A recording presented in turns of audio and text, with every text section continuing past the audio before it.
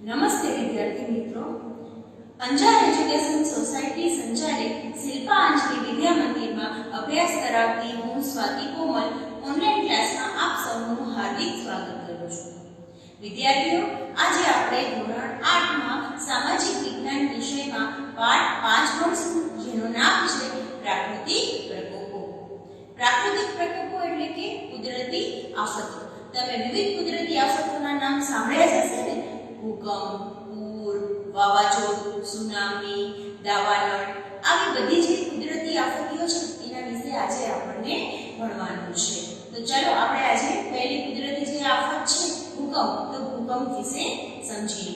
સૌથી પહેલા તો આપણે ભૂકંપની જો વ્યાખ્યા કરીએ તો કઈ રીતના કહી શકાય? તો પૃથ્વીના પેટાળમાં થતી ઝડપી ભૂસંચલનની કે દબાણની ક્રિયાને લીધે પૃથ્વીનો જે ઉપરનો પોપડો છે તે ધ્રુજારી અનુભવે છે. આ આકસ્મિક ધ્રુજારીને આપણે ભૂકંપ કહીએ છીએ. ભૂકંપથી આપણે સૌ વાકેફ છે. આપણો જે કચ્છનો પ્રદેશ છે તેમાં અત્યારે વારંવાર આંચકાઓ આવ્યા જ રાખે છે, એટલે ભૂકંપથી તો તમે સૌ પરિચિત જ છો. પણ આ ભૂકંપ શા માટે આવે છે? તો પૃથ્વીના જે પેટાળ છે તો એ પૃથ્વીના પેટાળની અંદર મોટી મોટી પ્લેટો આવેલી છે. એ જે પ્લેટો છે તે સતત પૃથ્વીના પેટાળની અંદર ગતિ કરતી હોય છે. એની ગતિ દરમિયાન ઘણીવાર બે પ્લેટો એકબીજામાં અથડાય છે અને જેના પરિણામ સ્વરૂપ આપણે જે પૃથ્વીની ઉપરની સપાટી છે એમાં ધ્રુજારી આવે છે, તેને આપણે ભૂકંપ તરીકે ઓળખીએ છીએ. હવે આપણે જોઈએ તો આ આપણી પૃથ્વીની સપાટી છે. હવે પૃથ્વીની સપાટી પરથી જ્યાંથી ભૂકંપનો ઉદ્ભવ થાય છે તેનું જે ઉદ્ગમ કેન્દ્ર હોય છે તે સપાટીની નીચેના ભાગમાં હોય છે, જેને ભૂકંપનું કેન્દ્ર બિંદુ કહે છે. અહીંથી ભૂકંપનો ઉદ્ભવ થાય છે. ત્યારબાદ ભૂકંપના જે મોજા છે તે મોજા ચારે બાજુ ફરી વળે છે.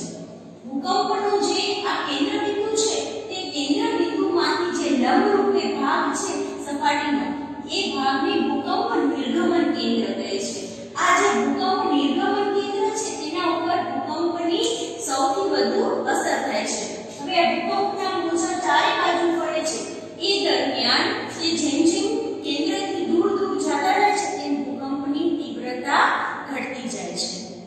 આ જે ભૂકંપ છે તેને માપવા માટે ભૂકંપ આલેખ યંત્ર હોય છે. ભૂકંપનો વેગ માપવા માટે તેને આપણે સિસ્મોગ્રાફ પણ કહી શકીએ અંગ્રેજીમાં. હવે આ ભૂકંપ થવાના ત્રણ કારણો છે. ભૂકંપના ત્રણ પ્રકાર છે. એક છે જ્વાળામુખીજન્ય ભૂકંપ, બીજો છે વિભવજન્ય ભૂકંપ અને ત્રીજો છે ભૂસંતુલનજન્ય ભૂકંપ. આ થયા ભૂકંપના ત્રણ પ્રકાર. આપણા કચ્છે બહુ જ મોટા ભૂકંપનો અનુભવ કર્યો છે. 2001માં 26મી જાન્યુઆરીમાં કચ્છમાં બહુ જ મોટો ભૂકંપ આવ્યો હતો. તમે એના વિશે બહુ બધું જાણો જ છો. આ જે ભૂકંપ આવ્યો હતો એનું જે કેન્દ્ર બિંદુ છે તે ભચાઉ જે તાલુકો છે, આપણે ભચાઉ તાલુકાનું ચોબારી ગામ કે જ્યાંથી આ ભૂકંપનો ઉદ્ભવ થયો હતો તેનો તે ઉદ્ભવ બિંદુ હતો. ત્યારબાદ હવે આપણે જોઈએ આપણો બીજો પોઈન્ટ જે છે જ્વાળામુખી. હવે જ્વાળામુખી વિશે આપણે આગળ જોઈએ તો જ્વાળામુખી એટલે શું? તો જ્વાળામુખી એટલે ભૂસપાટી પરના નબળા ખડક સ્થળોમાં પડેલી ફાટ કે છિદ્ર કે જેની અંદરથી લાવા, રાખ, વરાળ, નાના નાના જે ટુકડાઓ છે પથ્થરના એ સતત બહાર નીકળતા હોય એને જ્વાળામુખી કહે છે. હવે આ જ્વાળામુખીના જે આપણે પ્રકાર જોઈએ તો જ્વાળામુખી શા કારણે થાય છે? એના વિસ્ફોટ થાય છે. તો વિસ્ફોટ થવાના કયા કારણો છે એના કારણો વિશે આપણે જોઈએ તો વિસ્ફોટ થવાના કારણો જેમાં પહેલો છે પૃથ્વીના પેટાળનું તાપમાન.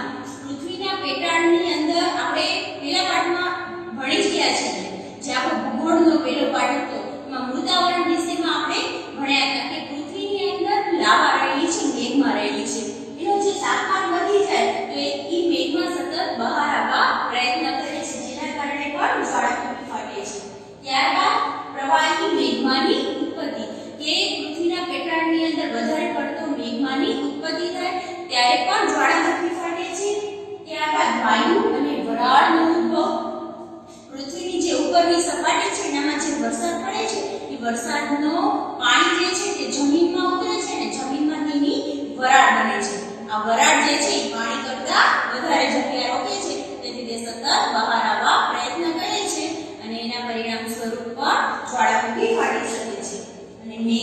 ભૂ સપાટી તરફનું વહન કે જે વાયુ અને વરાળ છે તે સતત જ્યારે બહાર આવવા પ્રયત્ન કરતા હોય છે ત્યારે એની સાથે મેઘમાં પણ બહાર આવવા પ્રયત્ન કરે છે. તો આ બધા વિસ્ફોટ થવાના કારણો છે. હવે આપણે જોઈએ તો પૃથ્વીના પેટાળની અંદર લાવા રહેલી છે. મેઘમાં જેને આપણે કહીએ છીએ આ મેઘમાં છે અને પૃથ્વીની જે ઉપરની સપાટીમાં જ્યારે વરસાદનું પાણી પડે છે ત્યારે વરસાદનું પાણી જમીનની અંદર ઉતરે છે અને એનામાંથી વરાળ બને છે. હવે આ વરાળ જે છે તે પાણી કરતા વધારે જગ્યા રોકશે. તેને હવે પૃથ્વીના પેટાળમાં આ જગ્યા મળશે નહીં, તેથી તે સતત બહાર આવવા પ્રયત્ન કરશે. અને જ્યારે ઉપરના જે ભૂસપાટી પરના નબળા ખડકો છે કે જે એનું દબાણ અને સંતુલન બનાવી નહીં રાખે ત્યારે આ જે વરાળ છે તે વરાળ સાથે મેઘમાં પણ બહાર આવશે અને વિસ્ફોટ થશે અને જ્વાળામુખી ફાટશે. આ જે જ્વાળામુખી છે ફાટે છે એમાં જે વરાળ ઉપર આવે છે એની સાથે મેઘમાં વરાળ, રાખ, નાના નાના ખડકના ટુકડાઓ ઈ પણ સાથે બહાર આવે છે અને વિસ્ફોટ થાય છે અને ત્યારબાદ એક શંકુ આકારના ઢગની રચના થાય છે કે જેને આપણે જ્વાળામુખી પર્વત તરીકે ઓળખીએ છીએ. હવે આ જ્યારે વરાળ અને લાવા બહાર આવતો હોય તો ઘણીવાર એવું હોય કે વરાળનું પ્રમાણ અને લાવાનું પ્રમાણ વધારે માત્રામાં હોય અને ઉપરનો જે છિદ્ર છે તે નાનો હશે તો આ જે લાવા છે તે મોટો વિસ્ફોટ કરશે અને જ્વાળામુખી ફાટશે. બહુ મોટા ધડાકા સાથે તે ફાટે છે. પણ ઘણીવાર એવું થાય છે કે વરાળનું પ્રમાણ ઓછું હોય છે અને તે જે લાવા બહાર આવશે તે એક ખીણમાંથી ફાટમાંથી બહાર આવશે તો તે શાંતિથી તેનું પ્રસ્ફુરણ થશે. જ્વાળામુખી છે તો જ્વાળામુખીના પણ 3 પ્રકાર છે. સૌથી એનો પહેલો પ્રકાર છે તો એ છે સક્રિય જ્વાળામુખી કે જે પિટાળીમાં આવેલો છે. સક્રિય જ્વાળામુખી એટલે શું કે જે જ્વાળામુખી સતત ફાટ્યા જ રાખતું હોય થોડા થોડા સમયના અંતરે તેને આપણે સક્રિય જ્વાળામુખી તરીકે ઓળખીએ છીએ. ત્યારબાદ છે સુસુપ્ત જ્વાળામુખી તો જે જાપાનમાં આવેલો છે કે જે એકવાર ફાટે છે પછી બહુ મોટો ઐતિહાસિક સમય પસાર થઈ જાય ત્યારબાદ તેની ફાટવાની સંભાવના રહેલી હોય તો તેને આપણે સુસુપ્ત જ્વાળામુખી તરીકે ઓળખીએ છીએ. ત્યારબાદ ત્રીજો છે મૃત જ્વાળામુખી. મૃત જ્વાળામુખી એટલે શું કે એકવાર જ્વાળામુખી ફાટી ચૂકે પછી તેને ફાટવાની સંભાવના બિલકુલ રહેલી હોય નહીં તેને આપણે મૃત જ્વાળામુખી તરીકે ઓળખીએ છીએ કે જે મ્યાનમારમાં આવેલો છે. ભારતમાં અંદમાન અને નિકોબાર ટાપુઓમાં પણ જ્વાળામુખી પર્વતો આવેલા છે. વિદ્યાર્થીઓ તમે જાણો છો કે આપણા ગુજરાતની અંદર જે પાવાગઢનો ડુંગર છે તે પાવાગઢનો ડુંગર પર જ્વાળામુખી ફાટવાથી જ બનેલો છે એવું કહેવામાં આવે છે. ત્યારબાદ આપણા કચ્છનો જે ધીણોધર ડુંગર છે તે પણ એક જ્વાળામુખી ફાટવાથી જ બનેલો ડુંગર છે. હવે આ જ્યારે જે પ્રદેશમાં જ્વાળામુખી ફાટે છે ને ત્યાં બહુ મોટું નુકસાન થાય છે પણ સાથે સાથે જ્વાળામુખી ફાટવાથી ફાયદાઓ પણ થાય છે. જ્યારે જ્વાળામુખી ફાટે છે ત્યારે જે પર્વતોની જે ઢોળાવવાળી જમીન હોય છે તે જમીન પોટાશવાળી બને છે.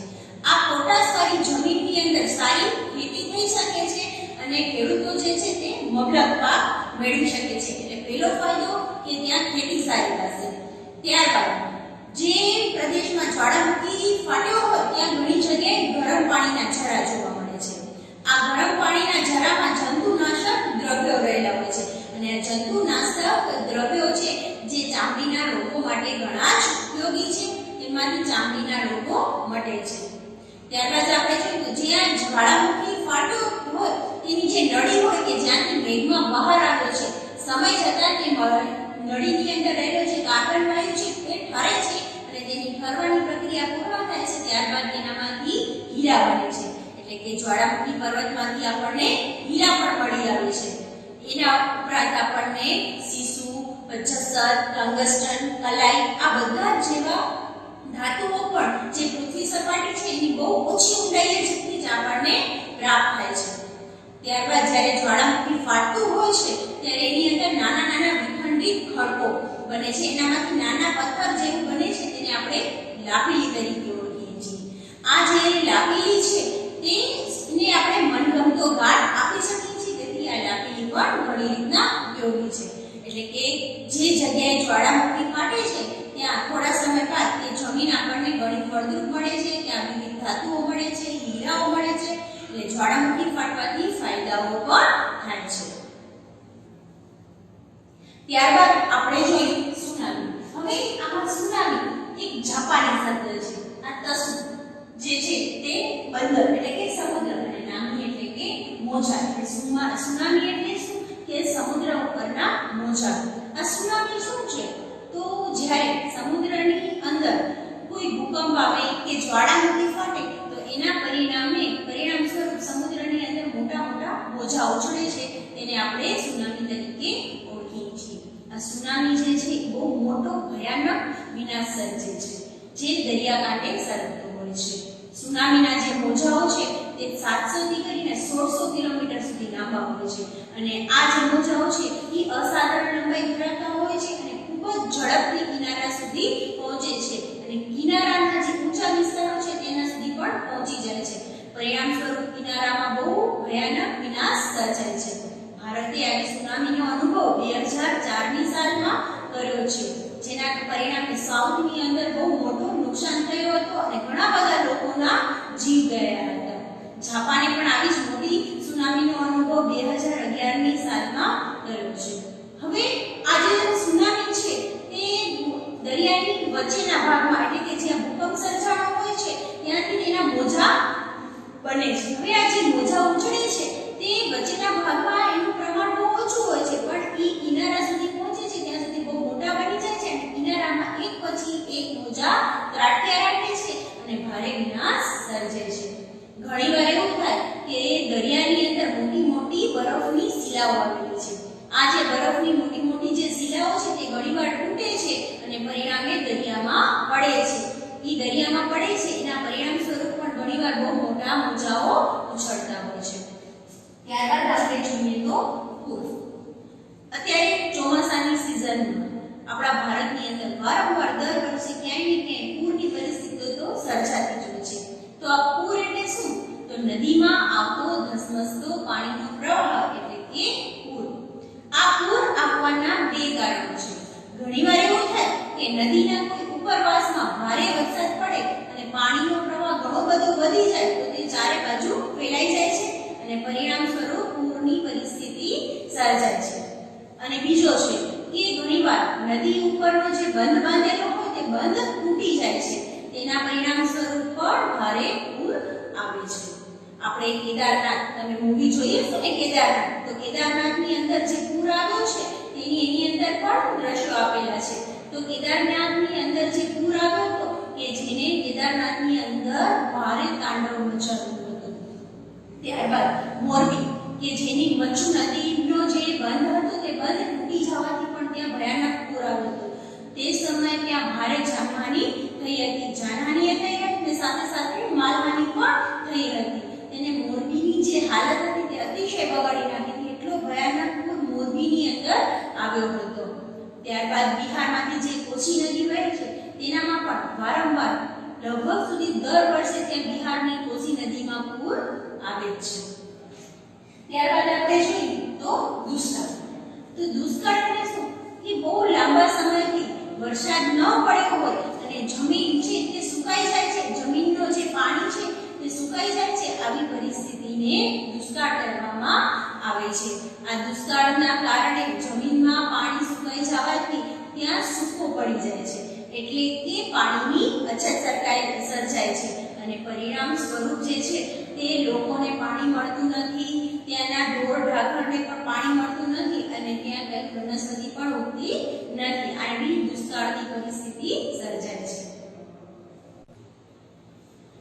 ત્યારબાદ હવે આપણે જોઈએ વાવાઝોડું. વાવાઝોડું એટલે કે એક જાતનું તોફાન. હવે આપણે જોઈએ તો સમુદ્ર કે જમીનમાં કોઈ જગ્યાએ હવાનું ઓછું દબાણ સર્જાય છે ત્યારે તેની આસપાસના જે વિસ્તારો છે ત્યારે એનો પવન જે છે વેગ પૂર્વક ફૂંકાય છે અને ભારે વરસાદ પડે છે ત્યારે વાવાઝોડાની પરિસ્થિતિ સર્જાય છે. આ વાવાઝોડાની પરિસ્થિતિને કારણે ઘણીવાર સમુદ્રમાં પણ બહુ જ મોટા મોટા મોજાઓ ઉછળતા હોય છે. આ વાવાઝોડું એક જાતનું હવાનું તોફાન જ છે. તેને આપણે અલગ અલગ નામે ઓળખીએ છીએ. જેમ કે આપણે તેને ટોર્નેડો, હરિકેન, ચક્રવાત એવી રીતના વાવાઝોડાને આપણે અલગ અલગ નામે ઓળખીએ છીએ. આ વાવાઝોડાની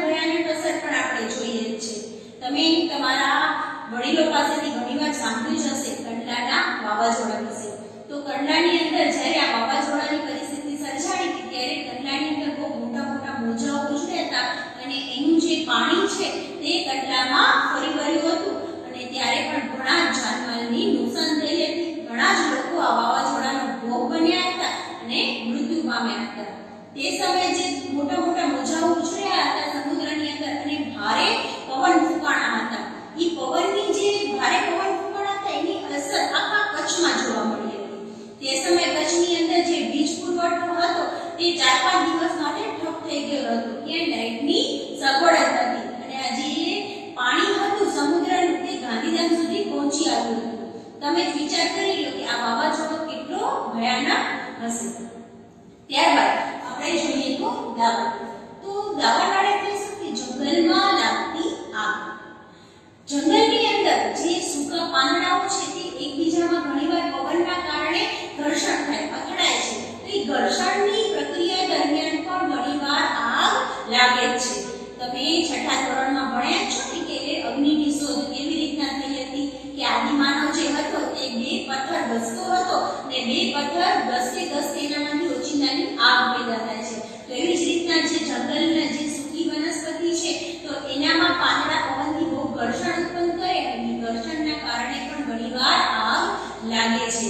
અને બીજો કે ઘણીવાર ત્યારે વીજળી પડે તો વીજળી પડવાથી પણ આગ લાગે છે. હવે આ જે જંગલની અંદર આગ લાગે છે, જંગલની અંદર તો વૃક્ષો જ હોય છે અને આમાં એક ઝાડ પડે તો તરત આખું જંગલ બળી જાય છે. તમને હમણાં થોડો ટાઈમ પહેલા અમેરિકાના જે એમેઝોનના જંગલોમાં આગ લાગી હતી તે એમેઝોનના જંગલોના આગ વિશે તો સાંભળ્યું જ હશે કે મહિનાઓ સુધી આ આગ ચાલી હતી. કેટલા બધા પ્રયત્નો છતાંય આ આગ બુઝાવી શકાણી ન હતી. અત્યારે હમણાં ઓસ્ટ્રેલિયાના જંગલોમાં પણ એવી જ આગ લાગી હતી. આને આપણે દાવાનળ તરીકે ઓળખીએ છીએ. આ જ્યારે કોઈ જંગલની અંદર દાવાનળ ફાટે છે ત્યારે વનસ્પતિઓ જે છે તે બળીને ખાક થઈ જાય છે. વનસ્પતિઓ તો બળે જ છે પણ સાથે સાથે ત્યાંના જંગલની અંદર જે નાના પશુઓ છે, જીવજંતુઓ, પશુઓ છે તેનો પણ તે ભોગ લે છે. એટલે કે આ દાવાનળ છે એ આપણને ખૂબ નુકસાનકારક છે. કેમ કે આ જે જંગલો છે તે જંગલો છે એ પૃથ્વી પરના ફેફસા તરીકે ઓળખાય છે કે જે આપણને ઓક્સિજન વાયુ પૂરો પાડે છે. હવે જો આ ઓક્સિજન વાયુ પૂરો પાડતા આપણના જે વૃક્ષો છે તે વૃક્ષો જ નહીં રહે તો આપણને કેટલો બધો નુકસાન થશે તમે જ વિચાર કરો. એટલે આ દાવાનળ છે તે દાવાનળ જંગલોની જે આગ છે તે આપણા માટે બહુ ભયાનક હોય છે. ત્યારબાદ આપણે જોઈએ તો ભૂસ્ખલન. તો ભૂસ્ખલન એટલે શું?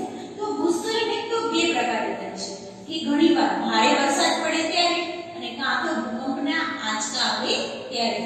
આ ભૂસ્ખલન મોટા ભાગે જે ડુંગરાળ પ્રદેશો હોય તેની ઉપર થાય છે કે ડુંગરનો અમુક નબળો ભાગ છે એ નીચે તરફ ધસી આવે તો એને આપણે ભૂસ્ખલન તરીકે ઓળખાય છે. એને આપણે લેન્ડસ્કેપ પણ કહી શકીએ છીએ. આ ભૂસ્ખલન છે કે આપણે શિમલા, મનાલી, હરિદ્વાર કે ચારધામની યાત્રા કરવા કેદારનાથ કે જતા હોય ત્યારે મોટા મોટા પહાડોમાં ઘણીવાર તમે ટીવી ઉપર ન્યૂઝમાં પણ આવા ભૂસ્ખલન વિશે જોયું હશે કે કોઈ ભાગ છે ડુંગર ઉપર તે નીચેની તરફ પડી જાય. ઘણીવાર રસ્તા ઉપર પડી જાય છે તો રસ્તાને પણ એ બ્લોક કરી નાખે છે. તે જ્યાં સુધી તેનું કામ પૂરું ન થાય ત્યાં સુધી ત્યાંથી વાહનની પણ અવરજવર થઈ શકતી નથી. એટલે કે કોઈ ભાગ છે ડુંગરનો કે નબળો ભાગ છે તે એક તરફ ધસી આવે છે તેને આપણને ભૂસ્ખલન તરીકે ઓળખીએ છીએ. આવો જ ભૂસ્ખલન જે કોંકણ છે તે કોંકણની અંદર ભારે આવા ઘણા બધા ભૂસ્ખલન થાય છે કે જેના કારણે ત્યાંનો જે રેલવે વ્યવહાર છે તે રેલવે વ્યવહાર વારંવાર ઠપ થઈ જાય છે. મને આશા છે કે તમે આ પાઠ કુદરતી આફતો વિશે સારી રીતે સમજ્યા હશો. વધુ સમજવા માટે તમે